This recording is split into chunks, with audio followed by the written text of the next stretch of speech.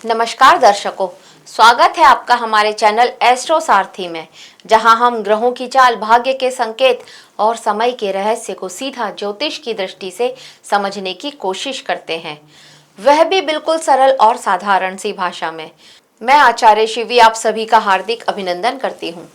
दर्शकों, आज के इस वीडियो में हम बात करेंगे जुलाई के मासिक राशिफल के बारे में, और उसमें आज हम आपको बताएंगे मेष राशि का हाल। यानी मेष राशि के लिए जुलाई का महीना क्या लेकर के आ रहा है, आज के इस वीडियो में हम आपको ये बताएंगे।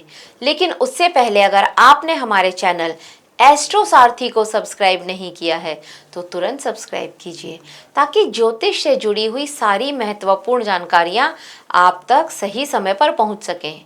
और अगर आप अपने जीवन में किसी भी तरह की परेशानी से जूझ रहे हैं तो हमें नीचे दिए गए नंबरों पर कांटेक्ट कीजिए और अपनी समस्या का आसान समाधान पाइए।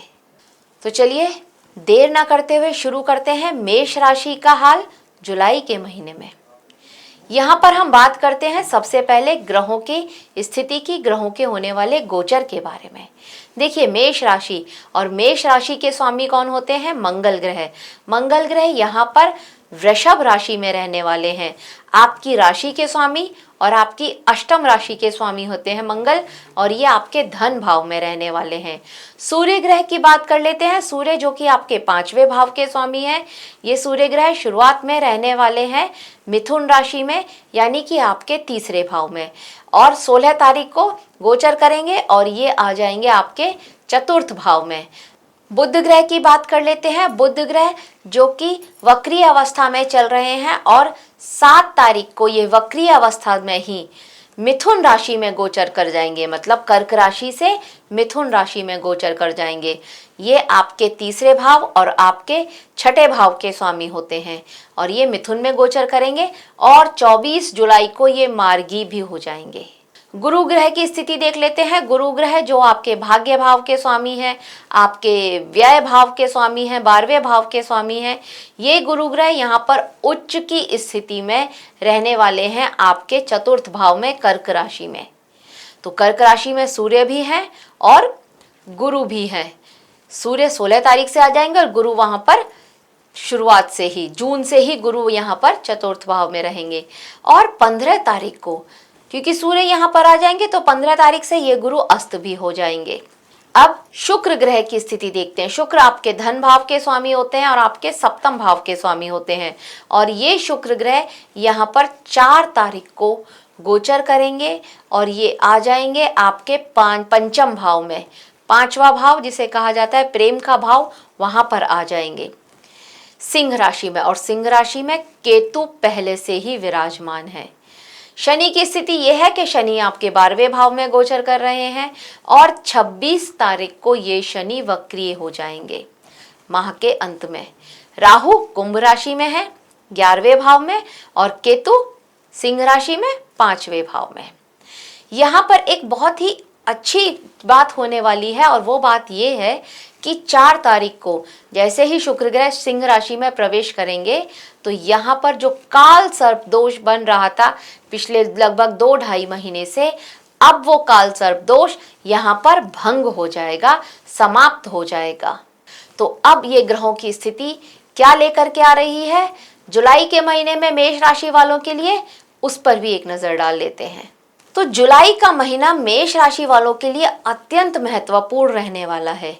आपकी राशि के स्वामी जो मंगल होते हैं, ये 2य भाव में स्थित हैं, और 2य भाव हमारा किस चीज़ का होता है? धन का होता है, वाणी का होता है, हमारे कुटुंब का होता है। तो यहाँ पर इनकी स्थिति ये आपको आर्थिक रूप से सक्रिय बना रही है, परंतु उसके साथ साथ वाणी में कठोरता लेकर के आ रही है, क्विक रिएक्शन लेकर के आ रही है। बात का आप तुरंत जवाब दे दें, ये स्थिति यहाँ पर आपके लिए बनेगी। सूर्य इस महीने शुरुआत में रहने वाले हैं आपके 3रे भाव में, यानी कि पराक्रम में, साहस जो भाव होता है उस भाव में रहने वाले हैं, और इसके साथ साथ ये वो भाव होता है जहाँ पर हम अपनी कोशिश करते हैं और वो कोशिश कामयाब भी होती है अगर हम उसके लिए सही डायरेक्शन में मेहनत करते हैं। तो ये हमारे प्रयासों को बल देता है, ये वो भाव भी होता है। तो सूर्य जब यहाँ पर है तो ये एक अच्छी स्थिति बन रही है आप सभी के लिए।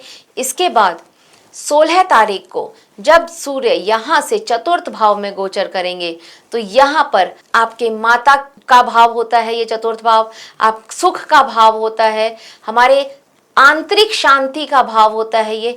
तो यहाँ पर किसी तरह की उथल पुथल आप देखेंगे, माता के स्वास्थ्य को लेकर के कुछ परेशानियां यहाँ पर होती हुई अवश्य ही नजर आएंगी और कहीं ना कहीं घर के सुख में किसी तरह की कुछ कमियां भी आती हुई नजर आ सकती हैं।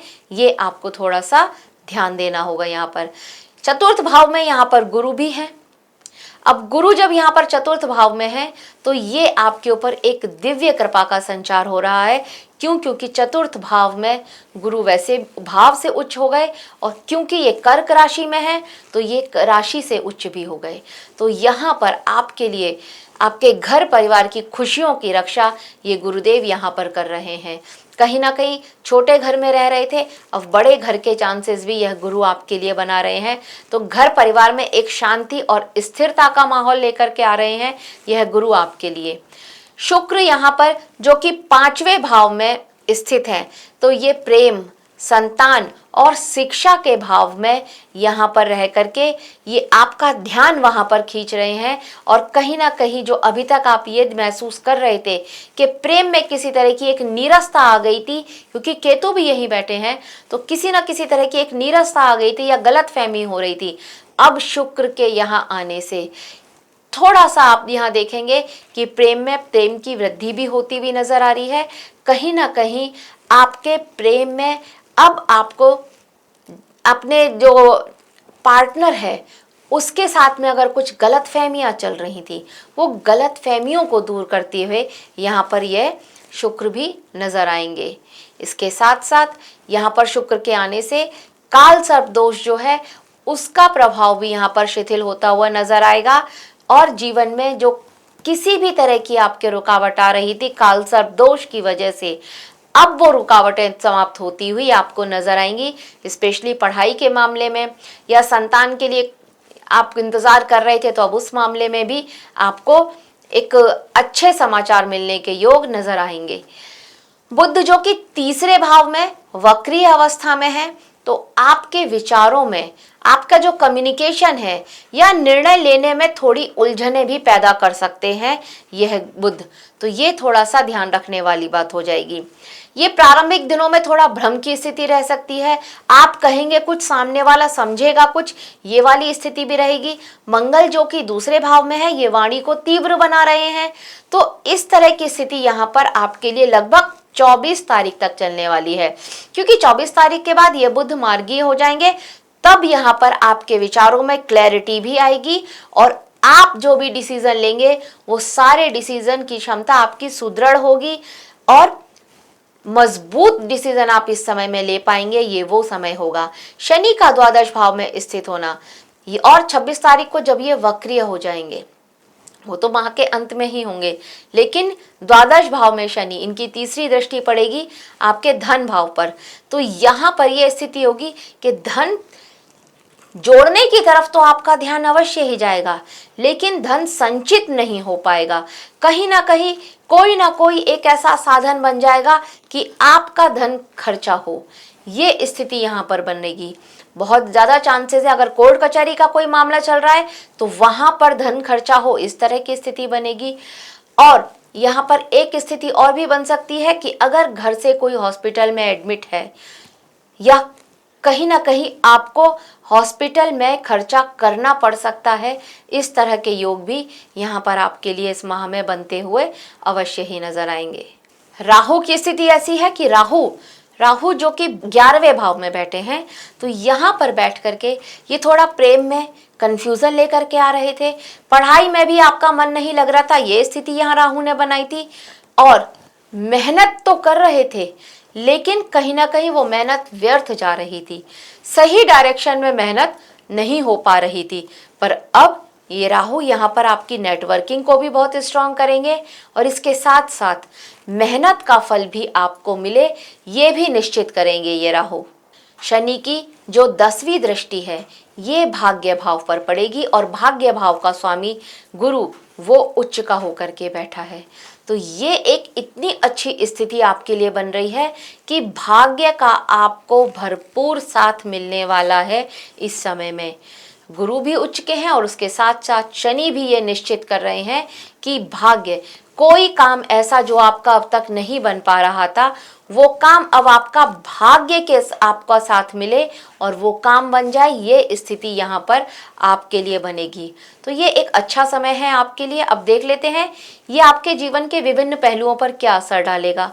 जैसे कि करियर की यहाँ पर अगर बात करी जाए तो ये समय आपके लिए बहुत श्रेष्ठ रहने वाला है। आपके करियर में एक महत्वपूर्ण समय यहाँ पर आने वाला है।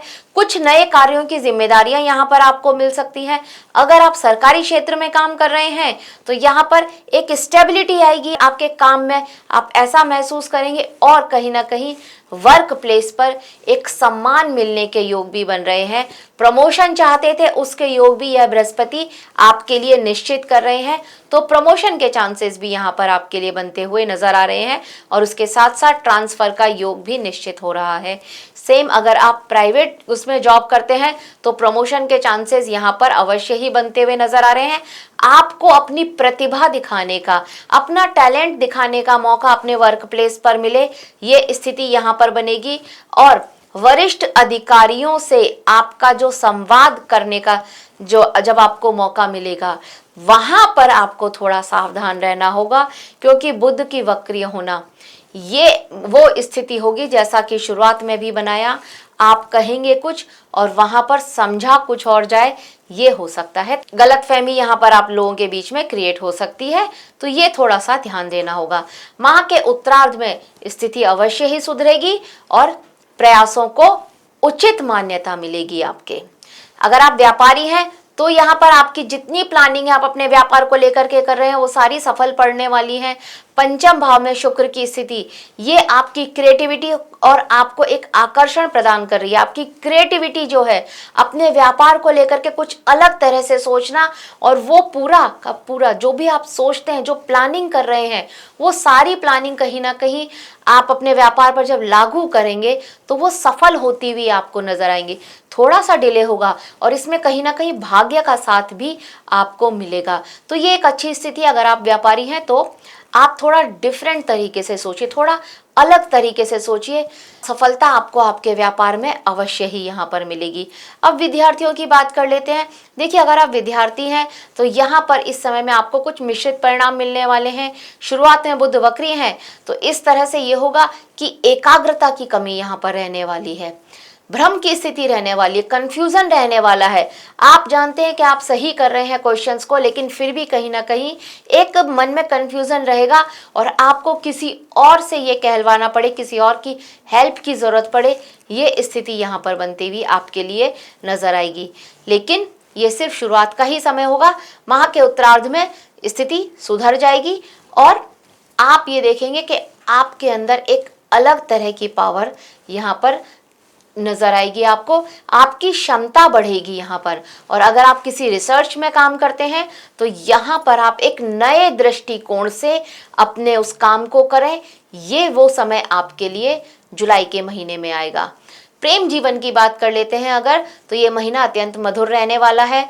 मधुर ऐसे क्योंकि पिछले समय में आप अपने प्रेम जीवन में बहुत सारी तरह की जो है कड़वाहट देख रहे थे, कहीं ना कहीं कुछ गलत फहमियां आपके और आपके पार्टनर के बीच में थी और रिश्ते में एक नीरसता आती हुई नजर आ रही थी। लेकिन अब जब शुक्र यहाँ पर पंचम भाव में आएंगे तो यहाँ पर प्रेम संबंध में थोड़ी गहराई आएगी और निकटता बढ़ेगी आपके लव पार्टनर के साथ में। और यही स्थिति आपके वैवाहिक जीवन में भी यहाँ पर बनती हुई नजर आएगी। आपको आपके जीवन साथी का साथ मिलेगा, उसके किस्मत का साथ आपको मिलेगा, उसके भाग्य का साथ मिलेगा और आप दोनों के भाग्य से आपके घर में किसी तरह की सुख शांति आएगी। आप अपने घर में कुछ मिल करके ऐसा कुछ करना चाहते थे, अपने घर में अपनी सुविधा के लिए, अपने आराम के लिए कुछ करना चाहते थे, तो वो करने के भी यहाँ पर योग आपके लिए इस माह में बनते हुए नजर आते हैं। अगर धन और आर्थिक स्थिति की बात करी जाए तो देखिए, शनि की तीसरी दृष्टि यहाँ पर पड़ रही है आपके धन भाव पर, तो कहीं ना कहीं धन को लेकर के थोड़ी चिंता आपके लिए बढ़ने वाली है। धन आ तो रहा है लेकिन खर्च उतनी स्पीड से हो रहा है कि आपको उसको लेकर के यहाँ पर आपके मन में चिंता अवश्य ही बनी हुई है। इस बात का आपको ध्यान रखना होगा कि धन जब आप खर्च कर रहे हैं तो उसको कहीं ना कहीं सोच समझ करके खर्च कीजिए। बहुत ज़्यादा चांसेस हैं कि धन जो है आपकी सुख सुविधाओं पर खर्च हो रहा है और संचित नहीं हो रहा जितना आप चाह रहे थे उतना। अगर संपत्ति की और वाहन की बात कर ली जाए तो यहाँ पर ये समय बिल्कुल अनुकूल संकेत दे रहा है कि अगर आप कोई प्रॉपर्टी खरीदना चाहते थे तो अवश्य ही खरीद सकते हैं, उसके योग यहाँ पर बन रहे हैं। छोटे घर में रह रहे थे, बड़ा घर खरीदना चाहते थे, उसके भी चांसेस यहाँ पर अवश्य ही बनते हुए नजर आ रहे हैं। लेकिन क्योंकि शनि आपके 12वें भाव में बैठे हैं तो सारे पहलुओं को, जो भी कानूनी पहलू होते हैं, सारे रूल्स और रेगुलेशंस फॉलो करके तब आप कोई प्रॉपर्टी खरीदिएगा, नहीं तो किसी गलत प्रॉपर्टी के चक्कर में पड़ सकते हैं। स्वास्थ्य की दृष्टि से देखा जाए तो ये माह आपके लिए बहुत श्रेष्ठ है। बस मंगल क्योंकि आपके लिए दूसरे भाव में बैठे हैं, मार्केश भाव में बैठे हैं, तो यहाँ पर आपको अपनी दिनचर्या पर बहुत ज़्यादा ध्यान देना होगा। तला भुना खाने से बिल्कुल परहेज करना होगा। घर का खाना और हल्का खाना खाइए, बहुत श्रेष्ठ रहेगा आपके लिए। नहीं तो मानसिक तनाव, अनिद्रा और थकान जैसी समस्याएं आपके साथ उत्पन्न हो सकती हैं। विशेष करके जब शनि यहाँ पर वक्रीय हो जाएंगे माह के अंत में, तब आप देखिएगा कि आपको एक अलग तरह की बेचैनी यहाँ पर अवश्य ही यह शनि आपके लिए लेकर के आएंगे। अनिद्रा की समस्या बहुत ज़्यादा बढ़ने वाली है, तो थोड़ा सा यहाँ पर आपको ध्यान देना होगा। ब्लड प्रेशर के पेशेंट हैं अगर आप, तो आपको थोड़ा सा कॉन्शियस हो जाना चाहिए इस माह में। अब अगर हम उपाय की बात करें तो देखिए, सबसे पहले आपको प्रतिदिन सूर्य को जल अर्पित करना चाहिए। आदित्य हृदय स्त्रोत का पाठ कर सकते हैं तो अवश्य ही कीजिए, नहीं कर सकते हैं तो सुन लीजिए, ये बहुत अच्छा रहेगा हमेशा आपके लिए। और मंगलवार को हनुमान जी की पूजा करें, हनुमान चालीसा का पाठ करें। नहीं तो बहुत अच्छा उपाय है कि मंगलवार के दिन किसी भी हनुमान मंदिर में जाएं आप और वहां बैठ करके राम नाम का जाप करें, प्रभु श्री राम के नाम का जाप करें। ये बहुत अच्छा रहेगा और हनुमान जी को आपकी पूजा बहुत पसंद आएगी, बहुत अच्छा रहेगा यह आपके लिए। साहस में वृद्धि तो होगी ही होगी, इसके साथ साथ मंगल की जो उग्रता है वह भी संतुलित होगी आपकी। शनिवार के दिन काले तिल या उड़द का दान अगर आप करते हैं किसी भी मंदिर में जा कर के या फिर किसी ज़रूरतमंद को, यह भी आपके लिए बहुत श्रेष्ठ रहेगा। तो दर्शकों, यह था जुलाई के महीने का मेष राशि का हाल।